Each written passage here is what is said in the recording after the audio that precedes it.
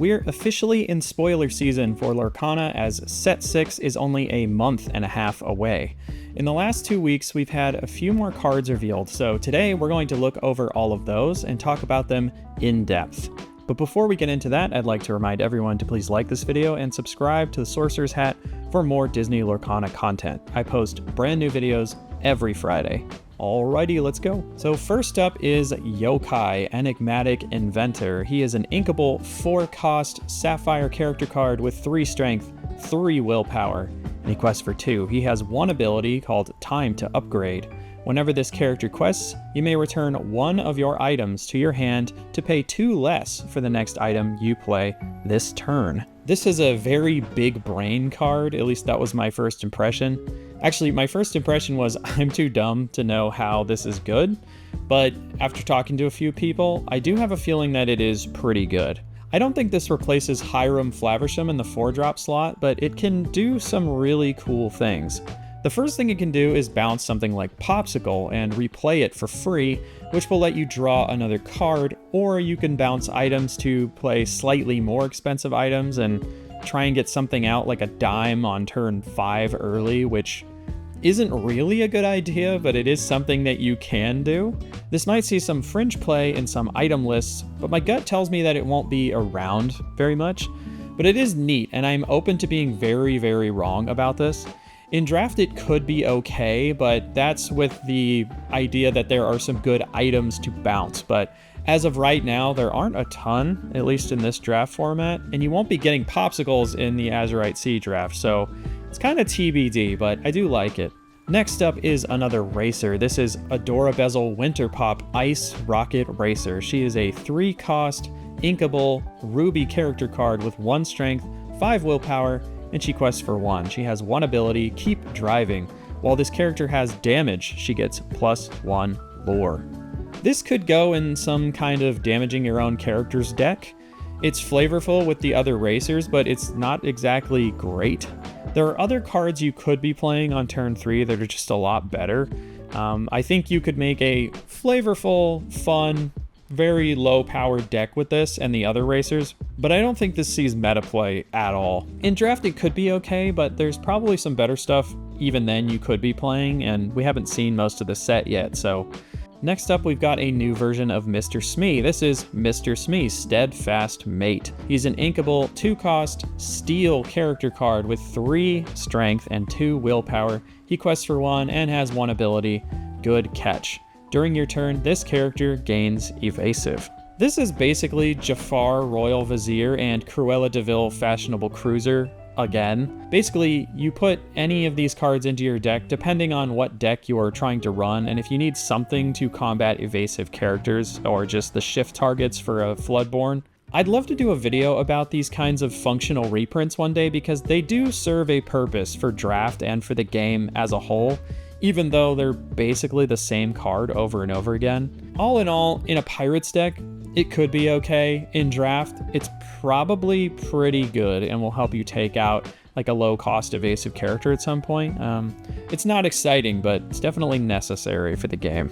Next is Captain Hook Underhanded. He is an inkable 3-cost emerald character card with 1 strength, 4 willpower, and he quests for 2. He has 2 abilities. His first ability is Inspires Dread. While this character is exerted, opposing pirate characters can't quest, and Upper Hand. Whenever this character is challenged, draw a card. In Constructed, I don't think this really sees any play unless some kind of pirate deck just becomes a thing. However, in Draft, this card is probably going to be bonkers good. There are a ton of pirates in this set, so I would definitely pick this up in Draft a lot because it can lock out a significant portion of your opponent's characters, likely, that is if they pick a lot of pirates. I could be wrong about that, but we'll just have to see how many pirates there are in total when the set is fully revealed.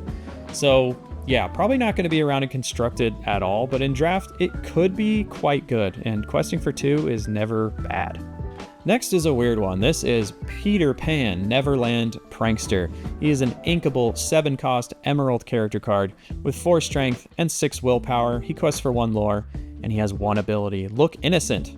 This character enters play exerted, and his second ability is Can't Take a Joke. While this character is exerted, each opposing player can't gain lore unless one of their characters has challenged this turn. I feel like this goes in some sort of reckless deck. The fact that this comes out exerted and takes advantage of its ability immediately is great, except this card is probably very bad if you're playing against Ruby, since Maui will just come out, take this out, and then survive, and then the ability will no longer be around because Maui was there to challenge. So I don't know. I'm not convinced that this is very good, but we'll just have to wait and see. In draft, I actually think this is pretty good. It is a 7-drop, which is pretty high, but it is inkable, so if worse comes to worse, you can just ink it. And it has pretty decent stats for draft, and making your opponent challenge and maybe get rid of some of their lower cost questers and stuff can actually help you swing some games in draft. So yeah, it's actually pretty good in draft, but in constructed, I don't know. Not convinced. Next up is Pixie Dust. This is an uninkable 4-cost amethyst item that has 1 ability, Faith and Trust. Exert this card and pay 2 ink. Chosen character gains Challenger 2 and Evasive until the start of your next turn. This reminds me of Maui's Fishhook, but not as good. But here's the thing, I don't think you'd run this in Ruby Amethyst at all. I think that this goes in something like Blurple, because you can't run Fishhook in that deck, and it gives it that little bit of a push to help it get rid of locations and some other high health characters. I don't think it's enough to help Blurple totally. It does need some more solid removal options, but I think it at least helps, and I will be trying it out in Blurple when the set comes out. In draft, this could actually be pretty good if you have some good rush characters to take advantage of it. My biggest gripe with it is that it's 4-cost and uninkable. If it was a 3-cost, it would be so much better, and it could be played free by characters like Queen Diviner, which would be super fun. I really want to try some kind of Blurple items deck at some point, and I probably would put this in there just cuz, but who knows if that will work. But I do think this is some solid support for Blurple, even if it is slightly overcosted. So these next two are not in English, so I'm going off the translation of the card. So this is Tinkerbell, Azurite Fairy. She is an inkable 7-cost amethyst character card with 5 strength, 6 willpower, and she quests for 2. She can shift for 5, she has evasive, and 1 ability, Radiant Model. Whenever this character quests, your other fairy characters gain 1 lore for the rest of the turn. This is for sure a flavorful card. You for sure want this to be in some kind of fairy deck. Like, I think this is probably the top end of your fairy deck alongside the other tank, Big Tank, who's, I can never remember her subtext, but Big Tank, you know what I'm talking about. Having elusive is pretty nice, and it has okay stats for its cost. I don't think this is going to see any meaningful play at the moment, at least in constructed, but this could be pretty good in draft since it's a bit beefy and it's evasive, so it'll be fairly annoying for your opponent to get rid of. So yeah, I don't hate this, but I don't really see a place for it in the meta at the moment. Next is a new location. This is Ink Runner. It is an inkable 1-cost amethyst location with a move cost of 1, willpower 4, and it has 1 passive lore. I don't really like this, it doesn't do anything. Unless there's another card that helps this out, I don't really think this is really playable at all, so no thank you. And our last card is Gadget Wrench. She is an inkable 2-cost sapphire character card with 2 strength, 3 willpower. She quests for 1 and she's a vanilla. This is essentially the shift target for the Floodborn gadget we saw a few weeks ago. Not really anything crazy going on here. This is a functional reprint and it's fine. Well, that's it for Azurite C spoilers this week. If you enjoyed this video, remember to like and subscribe to the Sorcerer's Hat for more Lorcana videos. I post a new video every Friday. Thanks for watching. I hope you all have a great day. Bye-bye. Love you.